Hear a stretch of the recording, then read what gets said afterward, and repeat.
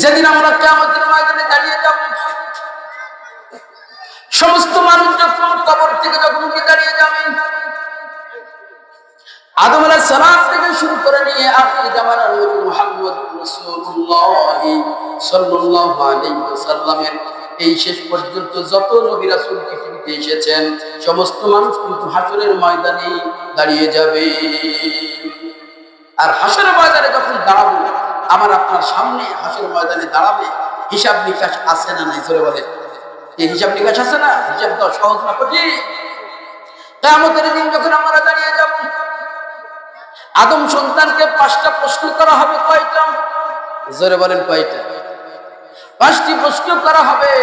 যতক্ষণ পর্যন্ত 5টি প্রশ্নের উত্তর দিতে না পারবে, ততক্ষণ পর্যন্ত বনি আদম সন্তান এক ধাপ এক কদম সামনের দিকে অগ্রসর হতে পারবে না।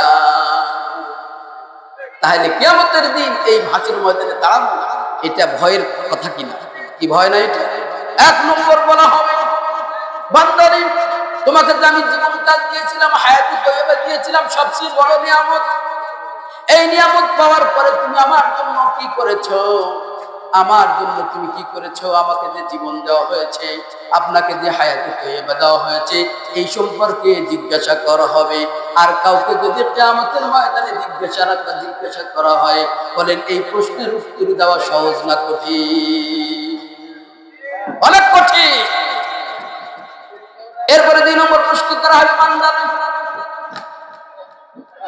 তোমার সারা জীবনের ভিতরে আমি 3টা বা 4টা কাল দিয়েছিলাম। কয়টা? 3টা অথবা 4টা।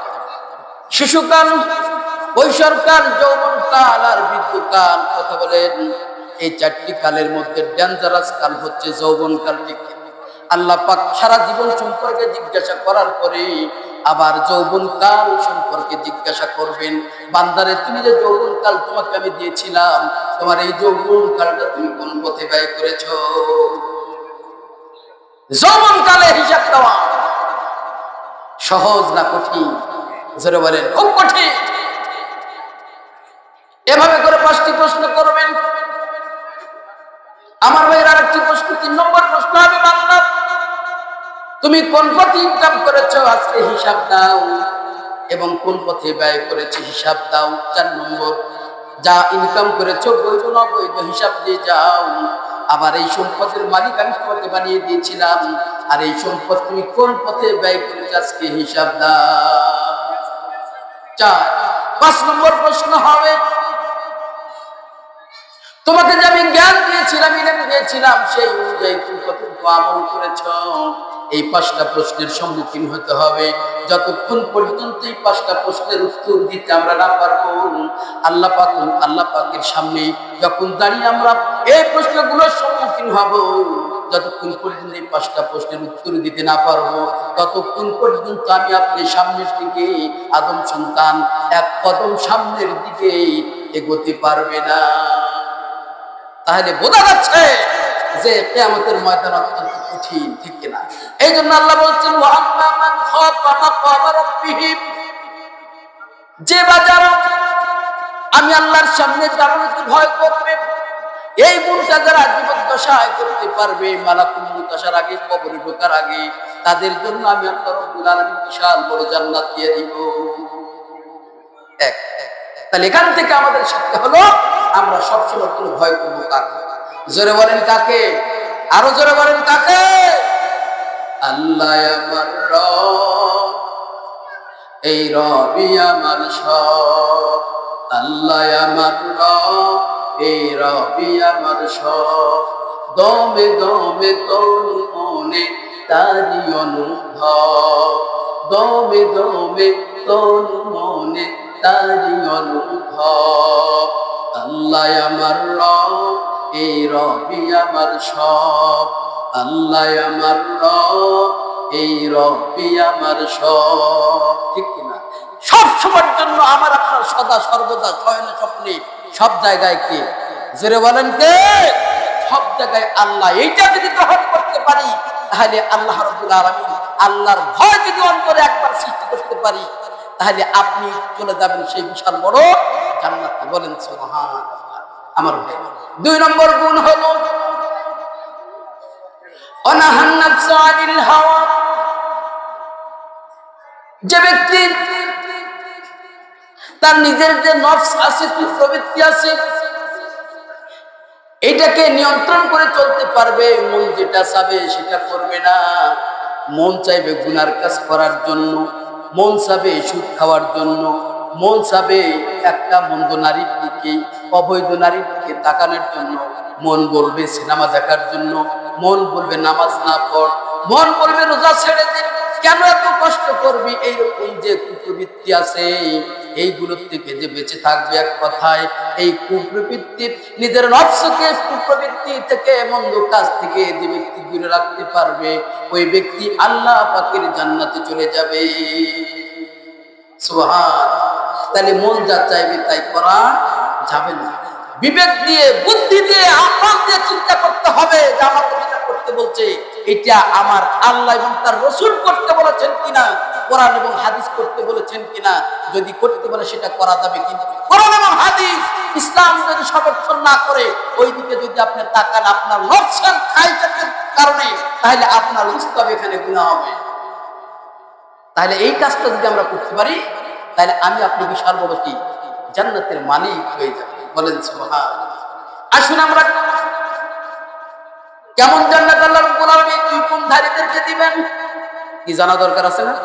কি জান্নাত দিবেন?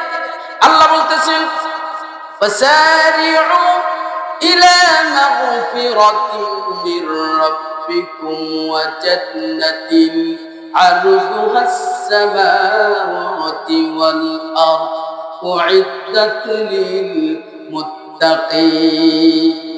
বলেন আল্লাহু আকবার। আল্লাহ রাব্বুল আলামিন বলছেন ওয়াসারিউ, তোমরা দৌড়াও ইলা মাগফিরাতিন মির রাব্বিকুম, তোমাদের রবের ক্ষমার দিকে। কার দিকে? জোরে বলেন কার দিকে? তোমাদের রবের ক্ষমার দিকে তোমরা প্রতিযোগিতা করো।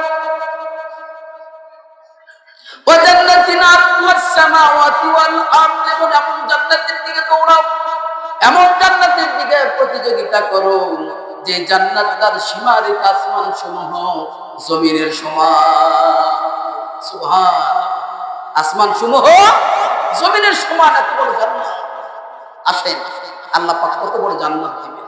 বিশ্বনবী মুহাম্মদ রাসূলুল্লাহ সাল্লাল্লাহু আলাইহি ওয়াসাল্লাম হাদিসের মধ্যে বলেছেন, বয়ান করেছেন, জান্নাতের এক প্রান্ত থেকে একটি দ্রুতগামী ঘোড়াকে যদি দৌড়ানো হয়, ছেড়ে দেওয়া হয়, কি করা হয়? খেয়াল করেন, যদি একটি দ্রুতগামী ঘোড়াকে জান্নাতের এক প্রান্ত থেকে যদি তাকে দৌড়াই দেওয়া হয়, যদি দৌড়াতে দৌড়াতে সেই জান্নাতের ভিতরে একটা গাছ আছে, কি আছে?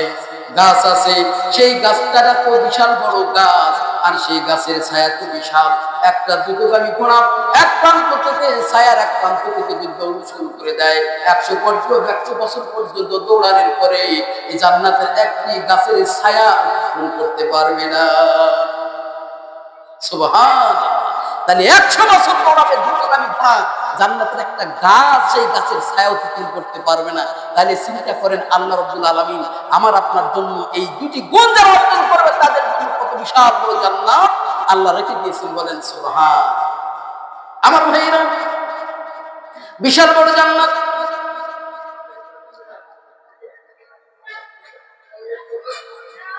আল্লাহ রাব্বুল আলামিন জান্নাত তৈরি করার পরে যে জান্নাত আপনাকে আমাকে দিবেন, জিবরাইল একজন ফেরেশতা রয়েছেন, ফেরেশতাকে বলেছেন, ফেরেশতা আমি যে আদম সন্তানকে যারা এই দুইটা গুণ অর্জন করবে, যারা নেককার হবে, যারা জান্নাতে যাওয়ার জন্য উপযুক্ত আমল করে দুনিয়া থেকে আসবে, তাদেরকে যে আমি জান্নাত দিব। আমার ফেরেশতা জিবরাইল এক কাজ করো, জান্নাতের এক প্রান্ত থেকে অন্য প্রান্তে একটু ঘুরে দেখে এসে বলো তো যে ওই জান্নাতটা কেমন হয়েছে। আমরা যদি কি করি, বাড়ি গাড়ি বানাই, যদি বাড়ি বানাই তখন বন্ধু বলে, বন্ধু একটু আসো আমার বাড়িতে দেখে দাও কেমন হয়ে, ঘুরে ঘুরে দেখাই, দেখি না। আল্লাহ পাক বলতেছেন আমার বান্দাদেরকে যে আমি জান্নাত দিব, সেই জান্নাতটা হে জিবরাইল তুমি একটু ঘুরে ঘুরে কি দেখে আসো। আমার ভাইরা, জিবরাইল ফেরেশতার বর্ণনা থেকে আধা ঘন্টা লাগবে। এর পাখা 600, পাখা কয় কত? 600 পাখা। একটা ভাগ উত্তর সে দক্ষিণ। বলেন সুবহান। শুধু তাই নয়, বিশাল বড় গণিম জিবরাইলের মাথায় যদি যত পানি আছে সমুদ্র মহাসমুদ্র যে রয়েছে সমস্ত পানিগুলো যদি এই ফেরেশতা জিবরাইলের মাথায় ঢেলে দেওয়া যায় তাহলে সমস্ত পানি শুকিয়ে যাবে, জিবরাইলের গোটা বডি ভিজবে না। সুবহান। আমরা পড়েছি 4 ভাগের 3 ভাগ কি? 3 ভাগ কি? জল আর 1 ভাগ স্থল। এই যে আমরা দক্ষিণবঙ্গে গেলে দেখা যায় যে 8 ভাগ মহাসাগর। যদি আমরা যাই টেকনাফে গেলে দেখা যায় কি যায় যার শুরু আছে কি নাই, শেষ না। এই পানিগুলো যদি জিবরাইলের মাথায় ঢেলে দেওয়া যায় সমস্ত পানি শুকিয়ে যাবে, জিবরাইলের গোটা শরীর কি হবে না, ভিজবে না। তাহলে এখন চিন্তা করেন কত বড় ফেরেশতা জিবরাইল, আর এই ফেরেশতা জিবরাইল কে দিছে জান্নাত কি করার জন্য, পরিভ্রমণ করার জন্য।